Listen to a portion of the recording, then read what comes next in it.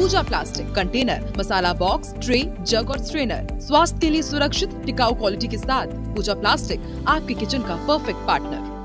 बात करेंगे मुरैना से, जहां पर मुरैना में व्यापारी को एक बार फिर से धमकी मिली है। कपड़ा व्यापारी को दुकान बंद किए जाने की धमकी यहां पे मिली है। 1 साल पुराने कपड़े के विवाद को लेकर व्यापारी को धमकी दी गई है। बिग ब्रेकिंग है इस वक्त आपके टेलीविजन स्क्रीन पर।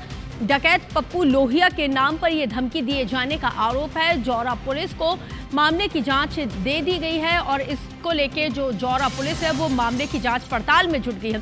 बिग ब्रेकिंग इस वक्त आपके टेलीविजन स्क्रीन पर IBC 24 आपको इस वक्त बता रहा है। तो देखिए कि किस तरह से मुरैना में आए दिन इस तरह की जो धमकी वाली जो जानकारी है लगातार सामने आती है। एक और नया मामला निकल के सामने उस वक्त आता है जब व्यापारी को यहाँ पे एक बार फिर से धमकी मिली।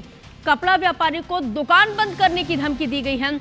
इसके साथ ही आपको बताते चले कि 1 साल पुराने कपड़े के विवाद को लेकर ये पूरा घटनाक्रम बताया जाता है, जिसको लेके फिर से धमकी दी गई है। डकैत पप्पू लोहिया के नाम पर धमकी दिए जाने का आरोप यहां पे लगा है, जिसके चलते यहां पे दल बल के साथ पुलिस की फोर्स पहुंची हुई है और इस पूरे क्षेत्र को छावनी में तब्दील यहां पे कर दिया गया है। क्योंकि आए दिन जो गुंडे बदमाश हैं उनके हौसले लगातार बुलंद होते जा रहे हैं, जिसकी वजह से जो पुलिस की कार्यप्रणाली, लॉ एंड ऑर्डर पर भी कई सवाल विपक्ष लगातार खड़ा करता आया है। सत्येंद्र तोमर जुड़ गए ज्यादा जानकारी के साथ। सत्येंद्र, क्या पुष्टि हो पाई कि डकैत पप्पू लोहिया का जो नाम सामने आ रहा है उसी के जरिए या उसी के गुर्गों के जरिए ही ये धमकी दी गई है या फिर इसके पीछे कोई और? बिल्कुल, देखिए जिस तरीके से व्यापारी ने बताया है और उन्होंने सोशल मीडिया जो फेसबुक अकाउंट है उस पर भी उन्होंने लिखा है कि पप्पू लोहिया के 2 लोग आए और उन्हें धमकी दी थी। 1 साल पुराना कोई विवाद बताया जा रहा है। कपड़े का चूंकि शोरूम है, फैशन वर्ल्ड के जो व्यापारी अनिल गुप्ता, इनका शोरूम है और बीजेपी में राजनीति भी करते हैं और इसके साथ साथ व्यापार मंडल के मंत्री भी हैं। तो लगातार जिस तरीके से जो धमकी का मामला सामने है उसमें 2 लोग आए और उन्होंने उनको धमकी दी है। और इसके अलावा उनका कहना है कि पप्पू लोहिया का जो नाम लिया है उनके पास रिकॉर्डेड है, सब कुछ है। उसके बाद उन्होंने पुलिस को ठीक। सत्येंद्र, धमकी में क्या कुछ है? क्योंकि जान से मारने की धमकी दी गई है और क्या कुछ किसी तरह की डिमांड भी की गई है क्या?